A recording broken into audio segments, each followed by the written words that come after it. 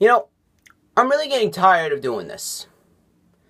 I'm really getting tired of coming on here and recording a video where I'm doing nothing but ranting, complaining, and going on and on and on for multiple reasons.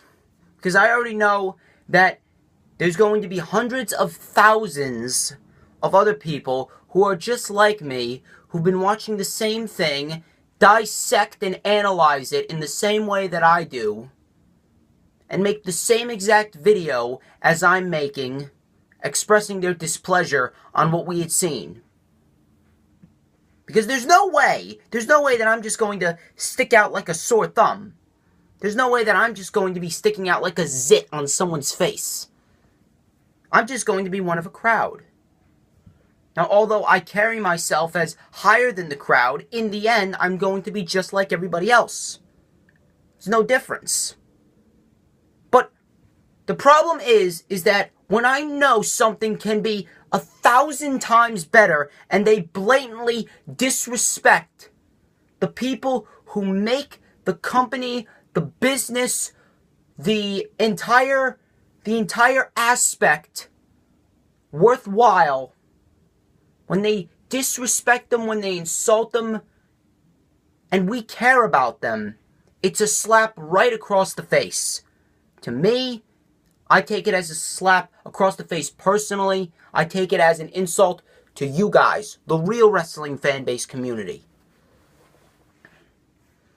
How can you book all these people who have had so much momentum or so little momentum going into SummerSlam and just completely kill everything off and reset everything else? Completely and utterly disrespectful to so many people on so many levels.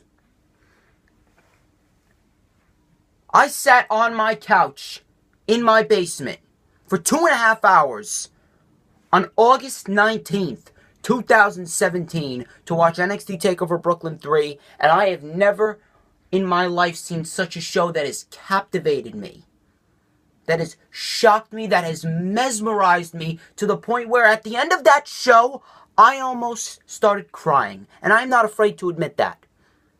I almost started shedding tears at how good that show was. Then we get to SummerSlam. It almost seems like every single time that the company has such potential, so much potential to put on perhaps what could very well be the best pay-per-view of the year, leave it to WWE to fuck up a good pay-per-view. Leave it to WWE to fuck up a good pay-per-view.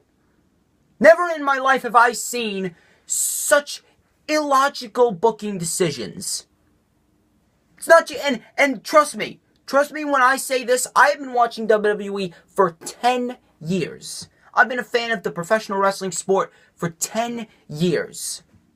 We know that WWE can make some bad decisions, but every single time that they come to a big pay-per-view or they build something around the pay-per-view and building it as must-see, they always have some sort of way to fuck it up. And it showed. It showed last night. Plain and simple fact. SummerSlam sucked. It sucked. Do you know why it sucked? Ladies and gentlemen, I'm the one and only DJ Storms. And this is not a shoot. This is not a rant. This is not a complaining session. All of you are about to find out why I am Mr. Controversy. Why I am the operator of the best damn Twitter handle known to mankind. This is the Lashing of SummerSlam. Uncut. Uncensored. No F's given. And there will be a lot of cursing in this video. You could say goodbye to image. You could say goodbye to professionalism. I am not an image. I am not a professional. I am a realist. And I'm going to give it to you how it is. Hide the wife, hide the kids, do whatever you need to do. But trust me when I say this video will concern nothing other than realism about WWE and what transpired last night at SummerSlam.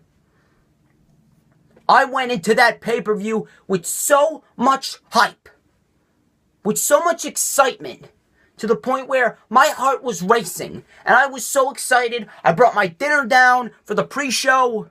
I was getting ready, and then the matches took place, started off decent, but then we get to the championship matches. How are you going to book Tozawa to win the fucking Cruiserweight Championship on Monday Night Raw 6 days before SummerSlam, only to have him lose it right back to Neville? It's not about the numbers when it comes to championships. It's about the fucking length of the title reign. Tozawa's title reign has now gone up in smoke. It doesn't mean jack shit. Are you really that lazy and pathetic that you don't have a way to keep Neville relevant outside of the Cruiserweight title picture? Are you serious?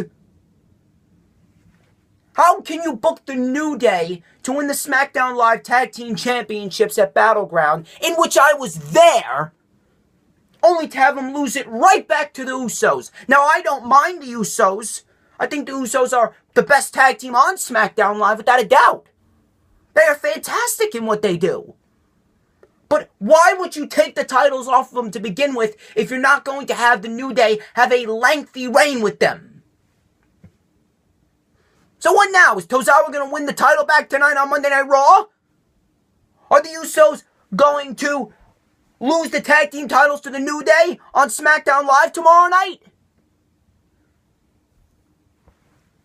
WWE went with a unpredictability factor here, but trust me when I say that the unpredictable result is not always the good result.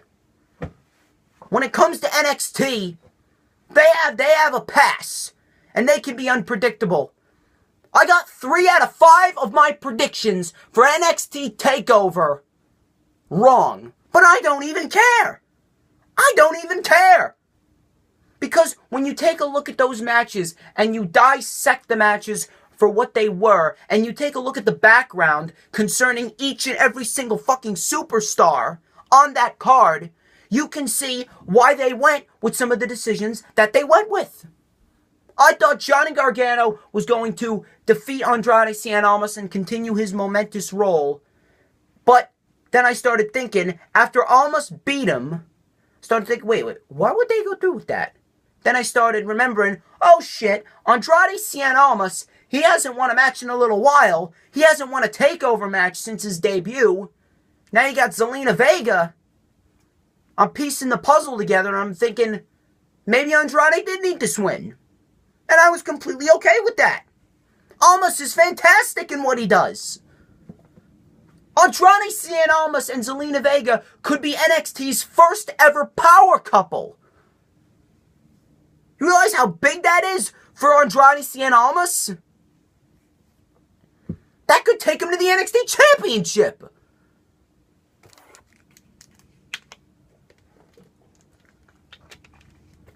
You had Sanity and the Authors of Pain, and I thought the Authors of Pain were going to win it. They held the titles for 203 days. Why wouldn't they hold it even longer? But then I remember that Sanity hasn't really had much to do. And then all of a sudden, now I'm thinking, wow, Sanity's got a chance here. Sanity's really doing a good job. And then all of a sudden, a back suplex neckbreaker combination later, and Sanity becomes the new tag team champions. Bobby Fish and Kyle O'Reilly come out. And now Sanity has 2 teams to worry about. So they're making them the center focus point of the NXT tag team division. That's fucking fantastic. We're not going to see that on Monday Night Raw or SmackDown Live. No, we're going to see the tag team titles change hands once every 1 or 2 months. We're going to have like 7 teams as champions within 1 year. But that's that's supposed to boost the prestige and value of the championship? No. Then you take a look at Ember Moon and Asuka. I thought Ember Moon was going to win. But it looks like they're building up Asuka even more. Do they have Asuka and Ember Moon Part 3? And the third time will be the charm for Ember Moon? Maybe. Do they have Asuka face the winner of the Mae Young Classic? Maybe. I don't know. That's a good unpredictability factor. Because a lot of good results can come out of it. But when you take a look at the main roster and the way that the superstars have been portrayed and built up, you take a look at them and you say, this guy needs to win, that girl needs to win, this team needs to win, or else it wouldn't make any sense. And then we get to the main show, Baron Corbin loses to John Cena in 10 minutes. Okay, I get that Baron Corbin needs to be punished. I agree that he fucked up. But you don't have to completely bury the guy. Okay, you took the Money in the Bank briefcase off of him, fine. Did you really have to make him lose to a part-timer who is 40 years old, whose time in the WWE is limited? When it comes to new talent, John Cena should be beating nobody. If it was up to me, I would keep Baron Corbin out of the championship picture till WrestleMania. I would keep him out of the WWE Championship picture, out of the US Championship picture, and out of the Tag Team title picture. But instead, WWE blatantly says, fuck your career, Baron Corbin. And he loses to John Cena. Completely and utterly disrespectful to Baron Corbin. Okay, Corbin fucked up. Keep him out of the championship picture for a year. You don't have to make him lose. He lost the Money in the Bank briefcase. I think that's enough. I didn't mind Natalya winning the Women's Championship. Congratulations to Natalya. She's damn sure earned it. But then we got Big Cass versus The Big Show with Enzo in a shark cage. What was the point of that? Because Enzo just slipped out of the shark cage. He stripped down to his tighty whities. He slipped out of the cage. And he got the shit kicked out of him by Big Cass. Only to have Big Cass boot The Big Show. And an Empire Elbow later, and Big Cass wins. What happened to the reports that they were getting Enzo and Cass back together?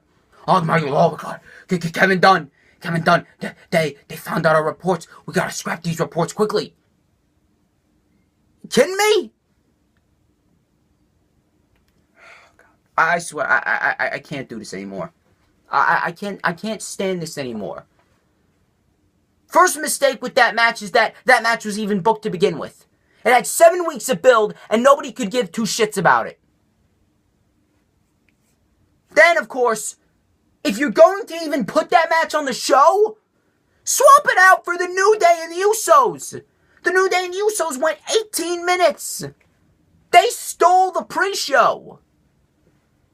You could have easily had that 18 minutes on the SummerSlam card, move Big Cass and Big Show to the pre-show. But no, WWE wants to get a 45-ish-year-old Big Show on the pre-show and a big cast that will ultimately amount to nothing without Enzo Amore. Great job. Great job, WWE. You really did good. You done a good job. Fuck out of here.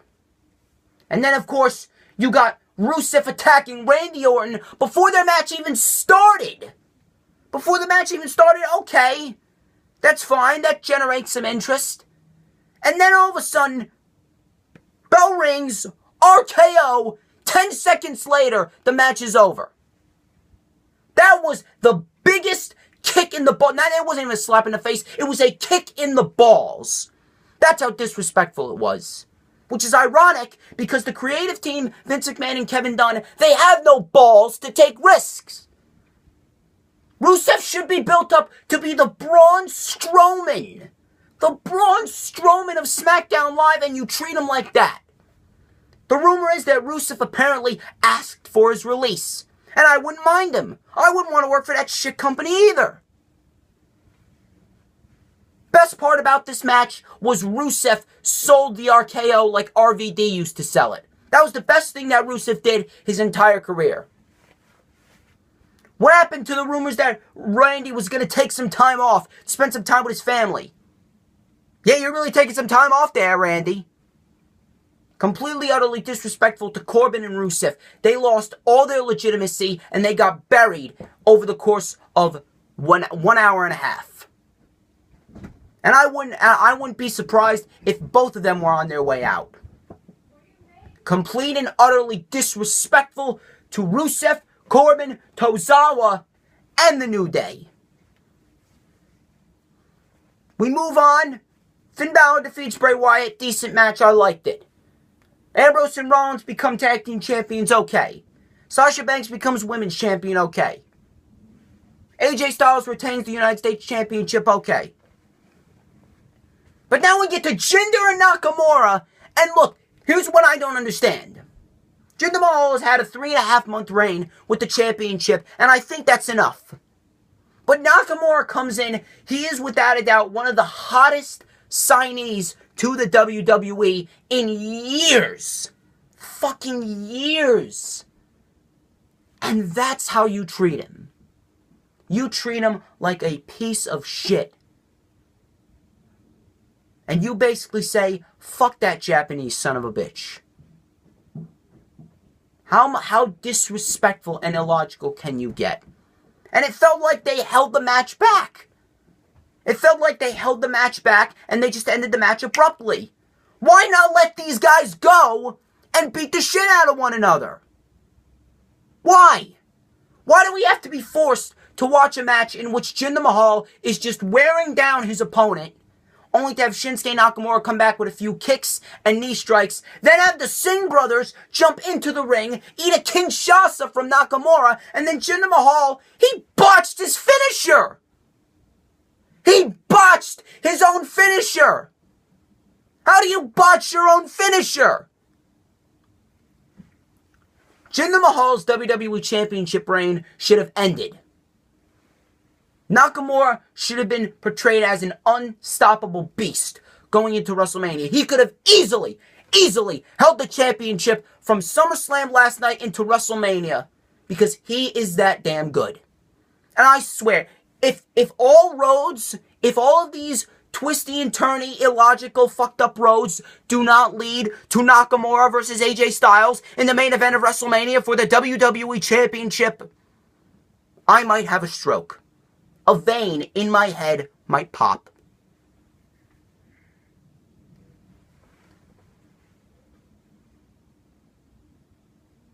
After the way that match went, there was no way you could have convinced me that Jinder Mahal should have retained the title over Nakamura. Absolutely no fucking possible way.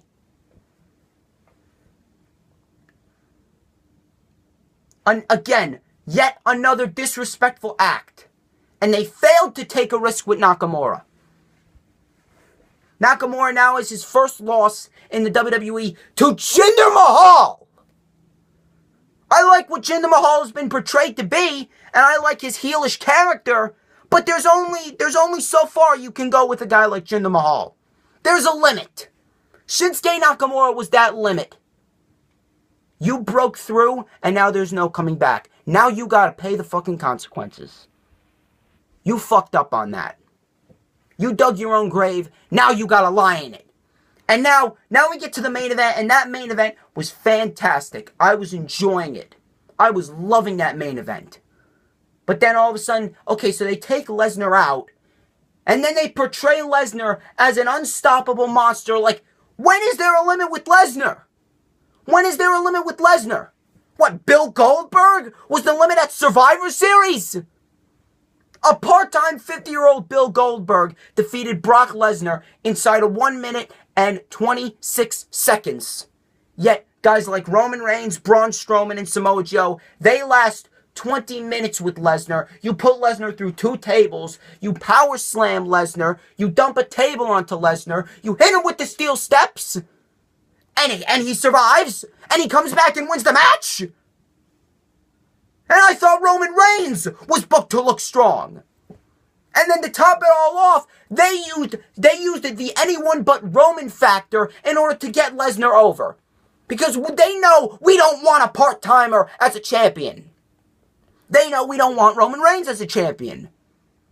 And they know that Roman Reigns is the most hated superstar in the entire WWE right now. So what do? They have Lesnar hit the F5 on Roman and pin Roman in order to get the big win. They use the anyone but Roman factor in order to get Lesnar the pop. That's how pathetic this company really is.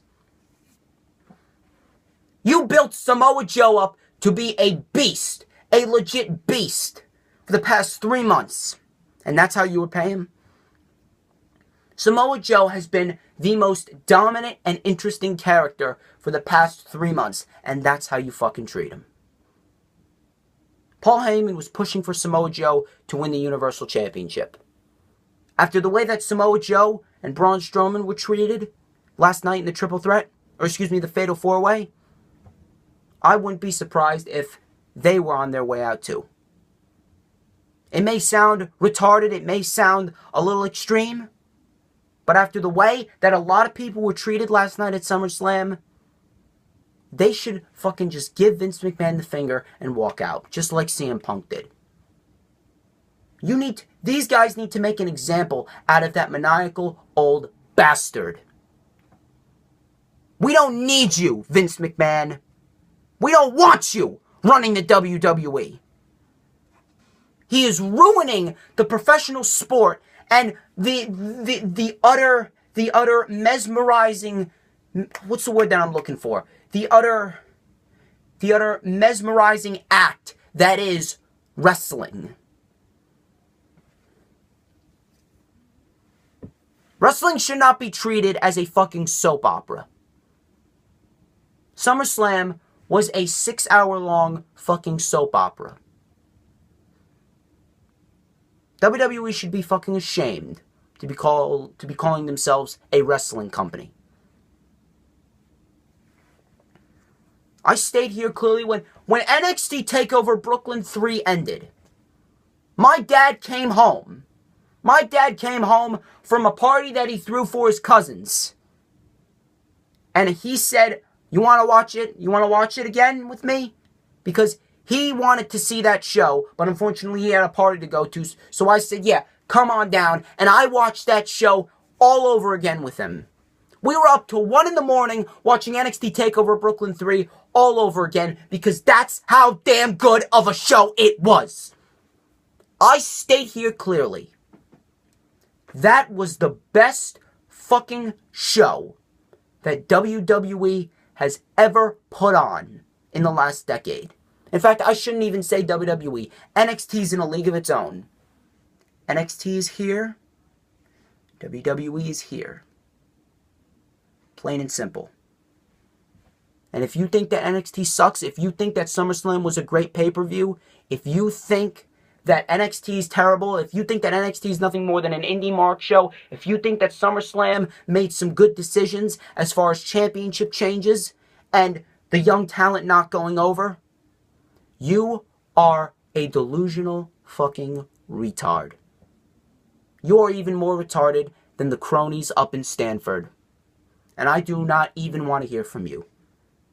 You don't want to hear the truth? Don't watch my channel.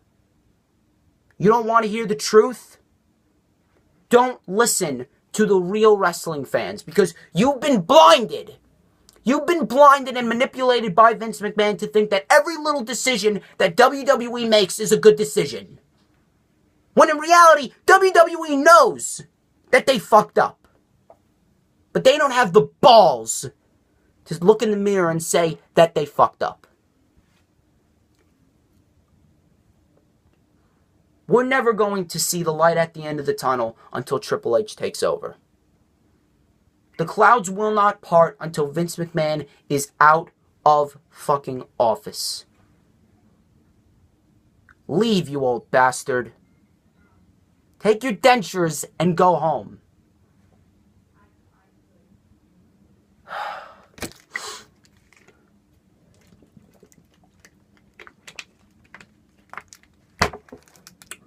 WWE had one job. And I stated on my rundown for SummerSlam a couple of days ago, I stated that the booking of SummerSlam was going to make or break the show. The booking of that show, it broke the show. Took a mallet and crushed it. Crushed it into powder. And then the powder blew away in the wind. That's how much of a failure SummerSlam was. There was four fucking highlights inside of 6 hours that actually made sense, that actually got me interested, and that was it. Other than that, the wrestling on that show was fantastic. The wrestling on that pay-per-view was good shit. Almost every single match had quality grade A wrestling. But the booking decisions of that show overshadowed any good highlights of wrestling that there ever was on that show. Unpredictability and illogical booking, just for the sake of doing it and for the sake of saying that we're unpredictable, we're World Wrestling Entertainment, nobody can predict us. Basically giving the fans the middle finger and saying we will do whatever the hell we want and you will not be able to touch us. For what? Money? TV ratings? And if you think that the things that they're doing are okay as far as money and television ratings go, then you do not even deserve to utter the word wrestling out of your mouth. Unless you've been watching wrestling for as long as I have, you do not have the right to utter a word to me. You do not have the right to say or even utter a sound that has any affiliation with wrestling because you do not know WWE. I cannot wait. I cannot fucking wait to the day when Triple H takes over. Because when Triple H takes over, we are actually going to get a wrestling company. We're actually going to get a company in which we can be proud of. We can sit on our couches, we can sit on our beds, on our chairs, and we can be proud to say, we are a fan of WWE. We can't say that now. We can only say we are a fan of NXT. Because NXT is the closest that we can possibly get to actually having a wrestling company that is a global, worldwide phenomenon.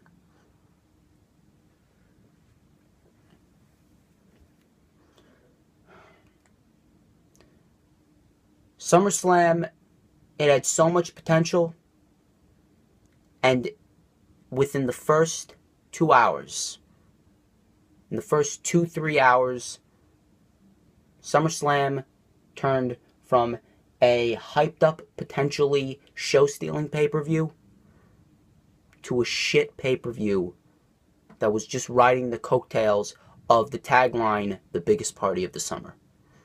This is 2 years now. This is 2 fucking years that this piss-poor excuse for a wrestling company has put on 2 shit SummerSlams. And I stand by that statement. And I will stand by the statement of NXT TakeOver Brooklyn 3 was the best show that WWE's ever put on in the last decade. SummerSlam 2017,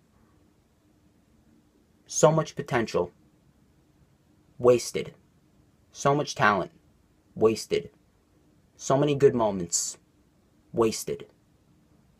All because of a 70-year-old plus, out of touch, maniacal old bastard named Vincent Kennedy McMahon.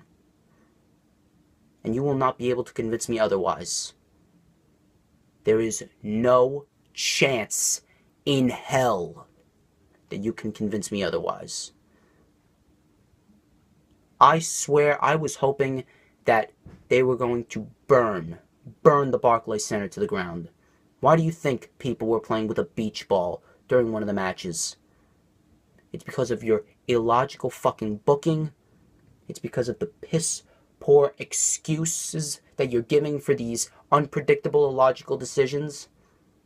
It's because of the pathetic excuses that you're giving us to watch SummerSlam. Kayfabe, we already know, is dead. And with kayfabe dead, you really gotta know how to run a wrestling company. NXT, kayfabe may be dead, but we appreciate wrestling talent. We appreciate guys like Johnny Gargano, Aleister Black, Drew McIntyre, Bobby Roode, and Hideo Itami. Triple H allows us to voice our opinions. Triple H allows us to express our passion for the art of professional wrestling in every single NXT TakeOver show. Vince McMahon devalues the wrestling quality. For every single TakeOver, there is a piss-poor battleground. There's a piss-poor SummerSlam. There's a shit show Clash of Champions. I honestly don't know what else to say. And if you do not agree with me, you are a delusional fucking retard. Fuck you, Road Dogg. Fuck you, Michael PSAs. Fuck you, Kevin Dunn. And fuck you, Vince McMahon. That's all I gotta say. There will be no Lightning Flash update this week. There will be no Lightning Flash update this week because I am too damn heated and I am too damn disappointed. I am ashamed to be a fan of WWE. And I'm pretty sure that a lot of other people are feeling the same exact thing. A lot of other people are going to be saying the same exact thing. SummerSlam was a complete failure, and it was a complete waste of my time, a complete waste of your time. And I'm going to try my best. I'm going to try my best to forget it. And to all those who are saying, if you don't like the product, stop watching the shows, fuck you. I do not care.